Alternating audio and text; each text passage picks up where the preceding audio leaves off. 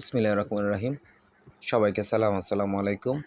গত 4টি ভিডিওতে আমি এমপি আবেদনের প্রথম ধাপ, দ্বিতীয় ধাপ, তৃতীয় ধাপ ও চতুর্থ ধাপ নিয়ে আলোচনা করেছিলাম। আজকে আমি আলোচনা করব এমপি আবেদনের পঞ্চম ধাপ নিয়ে। এই ধাপে আপনারা মাত্র 2টি তথ্য দিবেন। তথ্য দুটি হচ্ছে, প্রথম হচ্ছে আপনার মেধা তালিকা, দ্বিতীয়ত হচ্ছে আপনার পদে কোনো মামলা আছে কিনা সেই তথ্যগুলো আপনারা দিবেন। এছাড়া দেখবেন যে নিচে আরও কয়েকটি ঘর আছে, এখানে দেখেন পরীক্ষার বছর, পরীক্ষার নাম, ছাত্র সংখ্যা, এই তথ্যগুলো আপনাকে ফিল আপ করতে হবে না, এগুলো অটো ফিল আপ হয়ে যাবে। ঠিক আছে, বুঝতে পারছেন?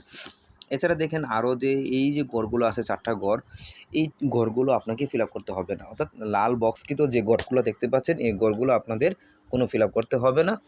নীল ঘরের যে ঘরগুলো দিচ্ছে সেই ঘরগুলোর তথ্য আপনি ফিল আপ করতে হবে। তো তখন দেখে নিয়ে আপনি কীভাবে এই 4টি তথ্য ফিল আপ করবেন, 2টি তথ্য কীভাবে ফিল আপ করবেন।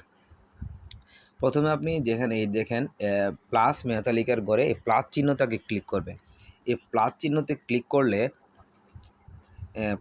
ক্লিক করলে আপনার সামনে একটি বক্স চলে আসবে। বক্সের মধ্যে যে তথ্যগুলো আছে তথ্যকে ফিল আপ করবেন। প্রথমে হচ্ছে আপনার নাম ইংরেজিতে আপনি সেটা লিখবেন এবং এনটিআরসি ফলাফল এইখানে আপনি লিখে দিবেন 5।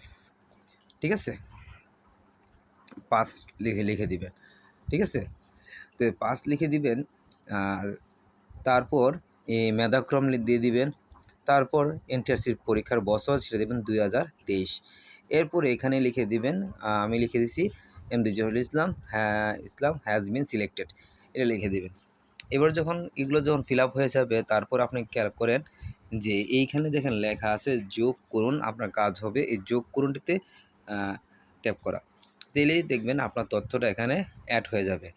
এখন আপনার কাজ হচ্ছে আর একটি তথ্য দেওয়া, জাস্ট আর একটা তথ্য দেওয়া এখানে, আর অন্য কোনো তথ্য আপনাকে দিতে হবে না। সেটা হচ্ছে কি, এই যে সংশ্লিষ্ট পদ সংক্রান্ত তথ্যে আপনার কোনো মামলা আছে কি না, এখানে আপনি চেষ্টা করবেন মামলা আছে কিনা বা অভিযোগ আছে কিনা। যদি মামলা থাকে তাহলে আপনি এখানে না থাকলে অভিযোগ বা মামলা থাকলে আপনি ক্লিক করবেন, অন্যথায় কোনো ক্লিক করার কোনো প্রয়োজন নাই। জাস্ট এই মেধা তালিকা ততটা ফিল আপ করলে আপনার হয়ে যাবে। ঠিক আছে, আমি আপনাদের যদি আপনার কোনো মামলা বা অভিযোগ থাকে তাহলে ক্লিক করবেন, না থাকলে এখানে ক্লিক করার প্রয়োজন নাই। এটা এভাবেই রেখে দিবেন। এরপরে কাজটা হচ্ছে, আপনি খেয়াল করেন আপনার যখন এই উপরে তথ্যটা ফিল আপ হয়ে যাবে, এখন আপনি খেয়াল করে দেখেন যে উপরে যে এই লেখা আছে সেভ অ্যান্ড ড্রাফট, এখানে ক্লিক করবেন। ক্লিক করলে আপনার তথ্যটি সেভ হয়ে যাবে। এভাবে আপনার পঞ্চম ধাপটিও সম্পন্ন হবে। আশা করি সবাই বুঝতে পারছেন। পরবর্তী ধাপে আমি ফাইনাল ধাপ 6ষ্ঠ ধাপ নিয়ে আলোচনা করব। আজকে এই পর্যন্ত, সবাই ভালো থাকবেন। আল্লাহ হাফেজ।